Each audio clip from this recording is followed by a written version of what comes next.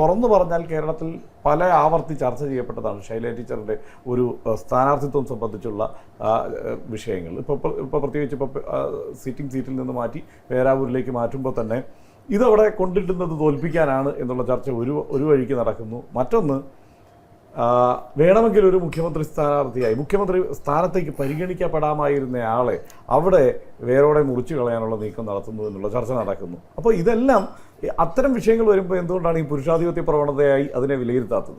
അങ്ങനെ പറയാൻ തക്ക തരത്തിൽ കേരളീയ സമൂഹത്തിൽ ഉന്നതമായി വളർന്നു വന്ന സ്ത്രീകൾ കമ്മ്യൂണിസ്റ്റ് പ്രസ്ഥാനത്തിലേ ഉള്ളൂ.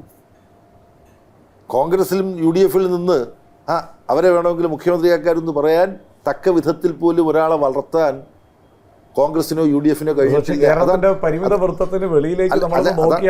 അതാണല്ല, ഇത് കേൾക്കണം. ഈ പറഞ്ഞതിനോട് ഹർഷൻ ഉന്നയിച്ചതിനോടുള്ള എൻ്റെ ആദ്യത്തെ പ്രതികരണം അതാണ്. അപ്പോൾ ആ നിലയിൽ ഇവർ വളർന്നു വന്നു, ഇവരെ വളർത്തിക്കൊണ്ടു വന്നു.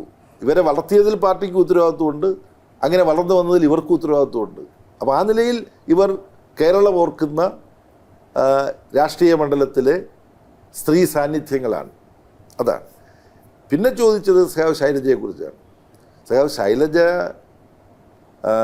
യുവതിയായിരിക്കുമ്പോൾ ആദ്യം സഖാവ് ശൈലജയ്ക്ക് മത്സരിക്കാൻ സഖാവ് പിണറായി വിജയനാണ് സീറ്റ് ഒഴിഞ്ഞു കൊടുത്തത്, കൂത്തുപറമ്പ് സീറ്റ്. അത് വ്യക്തിഗത തീരുമാനമല്ല, പാർട്ടി തീരുമാനമാണ്. ഇതെല്ലാം ഇപ്പം എടുത്തതെല്ലാം പാർട്ടി തീരുമാനം തന്നെയാണ്. അല്ല, ഞാൻ പറഞ്ഞത് കോൺഗ്രസ് ആയാലും മറ്റു പാർട്ടികളായാലും ഇപ്പോൾ മായാവതി, ജയലളിത, മമതാ ബാനർജി, എന്തിന് ദേശീയ തലത്തിൽ നോക്കിയാൽ ഇന്ദിരാഗാന്ധി അടക്കം, അല്ലെങ്കിൽ ഇപ്പോൾ UPA നയിച്ചിരുന്ന സോണിയാഗാന്ധി അടക്കം, അങ്ങനെ അധികാര സ്ഥാനത്തേക്ക് വനിതകളെ ബാക്കി എല്ലാവരും സംഭാവന ചെയ്തിട്ടുണ്ട്. അത് CPIM ആ നിലയ്ക്ക് സംഭാവന ചെയ്യാൻ ഒരു സാധ്യത ഉണ്ടായിരുന്നെങ്കിൽ അത് ചെയ്യേണ്ട സംസ്ഥാനങ്ങളിലൊന്നും ചെയ്തിട്ടില്ല. അല്ല, അതിനകത്തിപ്പം ചെയ്യേണ്ട സംസ്ഥാനങ്ങളെന്ന് പറഞ്ഞു കഴിഞ്ഞാൽ രാഷ്ട്രീയവും സംഘടനാപരവുമായ ഒരു നേതൃത്വമാണ്. പാർട്ടിയുടെ ഉത്തരവാദിത്വമായാലും മുഖ്യമന്ത്രി പോലുള്ള ചുമതലകളാണെങ്കിലും ആ പല കാരണങ്ങൾ കൊണ്ടും ഇപ്പം ഈ കേരളത്തിൽ ഉയർന്നു വന്ന ഈ പറഞ്ഞ നേതാക്കന്മാർ, ഗൗരിയമ്മയും സുശീലാ ഗോപാലിനെയും പോലുള്ള നേതാക്കന്മാർ, ആ സന്ദർഭത്തിലെ രാഷ്ട്രീയവും സംഘടനാപരവുമായ അവസ്ഥകൾ കൊണ്ട് സഖാവ് നായനാരെ പോലെയും സഖാവ് VS-നെ പോലെയും ഉള്ളവർ അന്ന് രാഷ്ട്രീയ സംഘടനാ രംഗത്ത് ഏറ്റവും പ്രമുഖരായി നിൽക്കുകയാണ്. അപ്പോൾ അതിൻ്റെ പ്രാതിനിധ്യം ആണ് അന്നുണ്ടായത്.